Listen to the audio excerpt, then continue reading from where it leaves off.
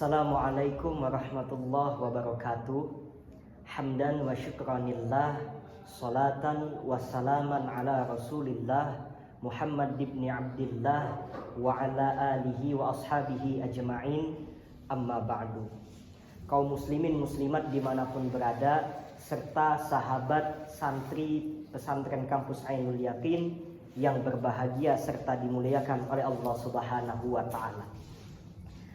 Hadirin sekalian, ada satu amalan yang hubungannya dengan puasa di bulan Ramadan yang merupakan penyempurna, yakni zakat fitrah. Ada zakat mal untuk membersihkan harta, tetapi ada juga zakat fitrah untuk membersihkan jiwa, membersihkan badan kita.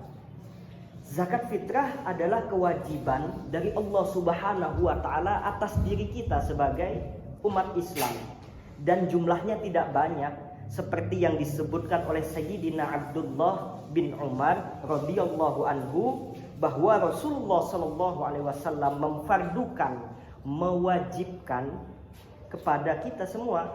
Artinya kalau Rasulullah sallallahu alaihi wasallam mewajibkan, maka artinya itu datang dari Allah Subhanahu wa taala.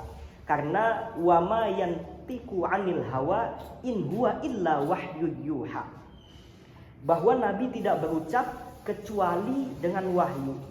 Rasulullah mewajibkan untuk membayar zakat al-fitri, yaitu zakat fitrah, min Ramadan, di bulan Ramadan, alan nasi, kepada sesama manusia. Maka wajib membayar zakat fitrah atas hamba-hamba Allah ini. Pertanyaannya, berapa yang harus kita bayar? So'an min tamrin, satu so' dari kurma, auso'an min syair, satu so' daripada kurma, daripada gandum. Karena kurma dan gandum ini adalah salah satu contoh yang disebutkan oleh Rasulullah sallallahu alaihi wasallam.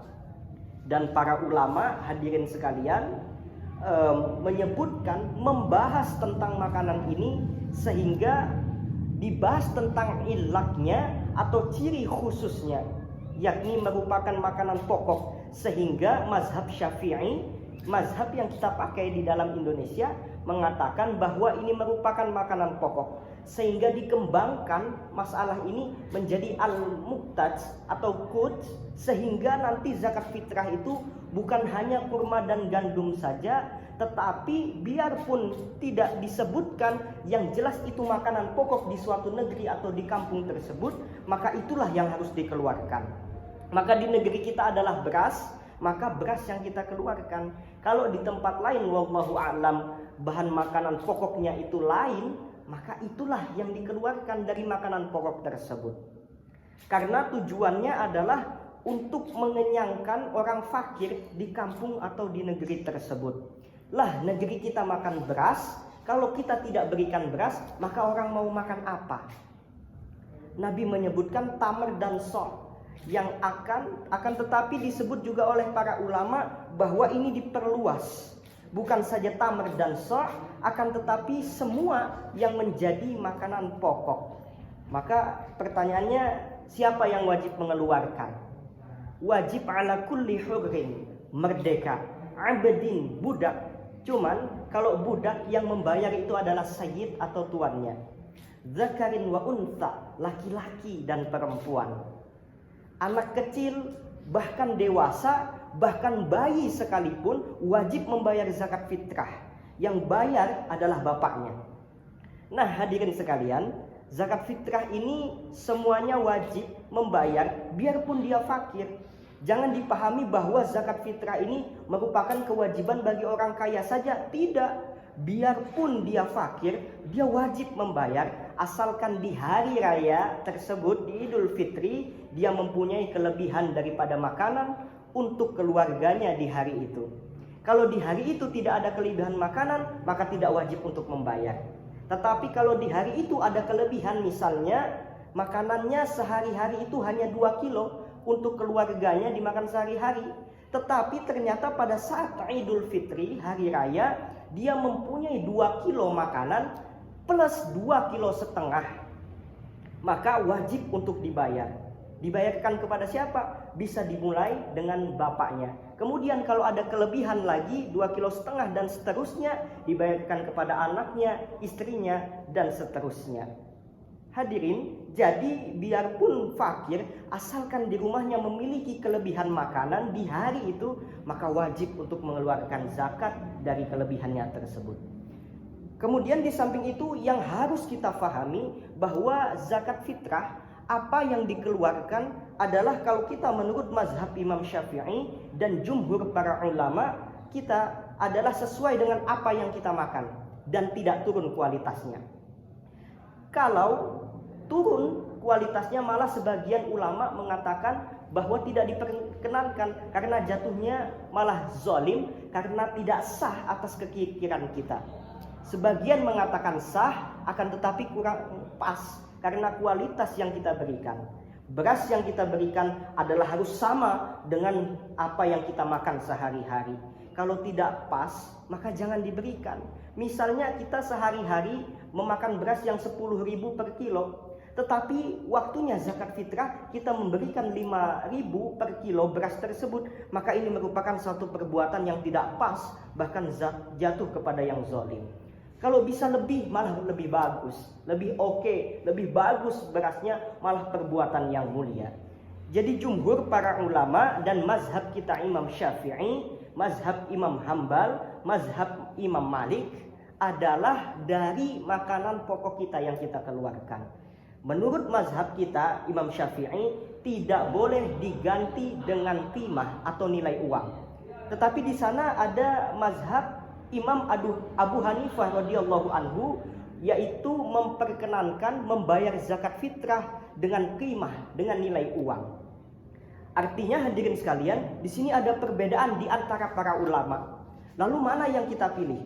Kita tidak perlu keras, kita tidak perlu debat kusir, apalagi sampai ribut tentang soal zakat fitrah ini. Ini orang besar, ulama besar sudah berpendapat, sudah berselisih dan tidak menimbulkan masalah. Tapi hendaknya kita cerdas sebagai manusia, mana yang lebih manfaat untuk orang fakir model zaman sekarang ini. Kalau kita lihat orang fakir model sekarang ini lebih berhak, kita lihat lebih oke untuk diberikan beras, maka kita berikan beras. Tetapi jika orang fakir model sekarang ini lebih pantas, lebih bermanfaat, lebih diprioritaskan untuk kita berikan uang, maka kita berikan uang. Karena sekarang ini yang jadi masalah itu bukan beras. Beras ini masalah gampang. Yang susah sekarang ini adalah lauknya. Maka jika memang diprioritaskan lebih bermanfaat kita berikan qimah, kita berikan uang, maka berikanlah uang. Tetapi ada yang bilang seperti ini, berikan saja beras, nanti berasnya dijual untuk dibelikan lauk. Perlu diketahui bahwa 2,5 kilo beras jika dirupiahkan hanya seberapa. Jadi maksudnya adalah tidak perlu cekcok tentang masalah zakat fitrah. Apakah kita memberikan nilainya, harganya, atau makanan pokoknya. Tidak jadi masalah. Kemudian waktu mengeluarkannya, menurut mazhab kita Imam Syafi'i, asalkan sudah masuk kepada bulan Ramadan, maka sudah boleh untuk mengeluarkannya. Akan tetapi syarat untuk dianggap orang tersebut membayar zakat fitrah adalah dia sudah memenuhi 2 hal dan sudah menemui 2 hal tersebut, yakni orang tersebut menemui bulan Ramadan dan bulan Syawal. Yang menemui bulan Ramadan saja tetapi tidak menemui bulan Syawal, maka tidak wajib untuk membayarkan zakat. Sebaliknya pula, yang menemui bulan Syawal tetapi tidak menemui bulan Ramadan, maka tidak wajib untuk membayarkan zakat. Contohnya ada seorang bayi yang lahir habis maghrib hari raya, maka dia tidak wajib untuk membayar zakat karena dia tidak menemui bulan Ramadan, maka orang tuanya tidak wajib untuk membayarkan zakat fitrah. Atau orang tua yang berpuasa di bulan Ramadan yang Masya Allah dia mau membayarkan zakat fitrah, tahu-taunya asar di tanggal 30 Ramadan wafat. Dia tidak menemui bulan Syawal, tidak menemui hari raya Idul Fitri, maka zakat fitrahnya tidak wajib. Dan apabila sudah diberikan, itu akan jatuh menjadi sebuah sedekah. Jadi zakat fitrah boleh dibayarkan dari awal bulan Ramadan, tapi nanti akan dianggap sebagai orang yang wajib membayar zakat fitrah apabila dia sudah terbukti menemui di bulan Syawal. Kemudian yang harus kita perhatikan juga di dalam membayar zakat fitrah ini adalah tentang yang memberikannya. Zakat fitrah hendaknya diberikan kepada fakir miskin yang sesungguhnya. Maka zakat fitrah secara umum bukan untuk kita simpen sampai kelewat hari raya. Misalnya ada kasus saudara-saudara sekalian, di suatu lembaga atau di suatu kantor itu ditimbun.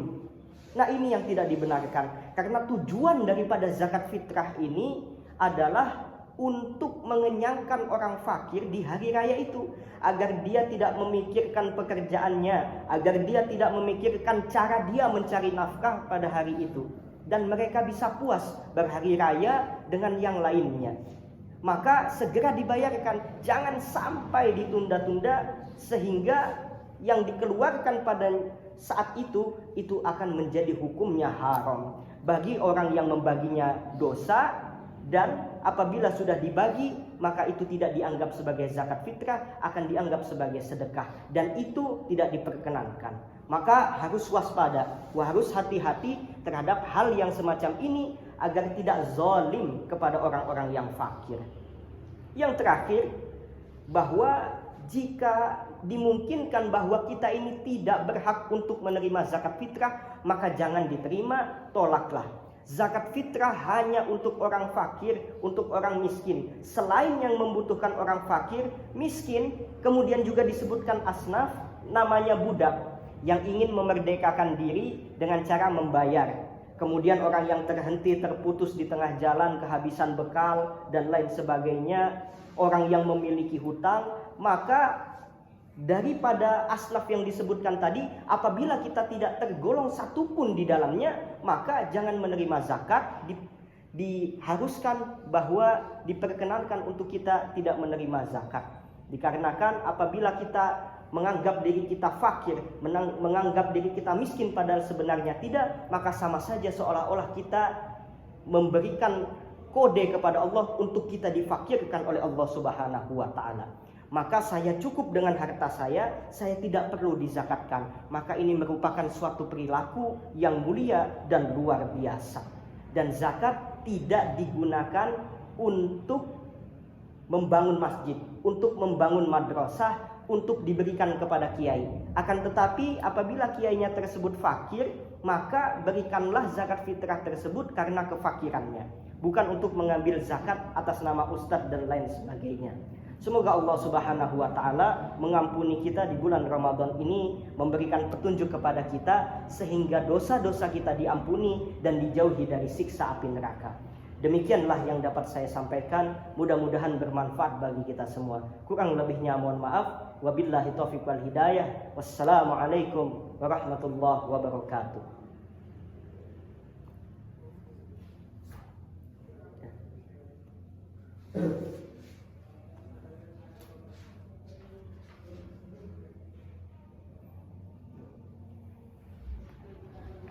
Berapa menit?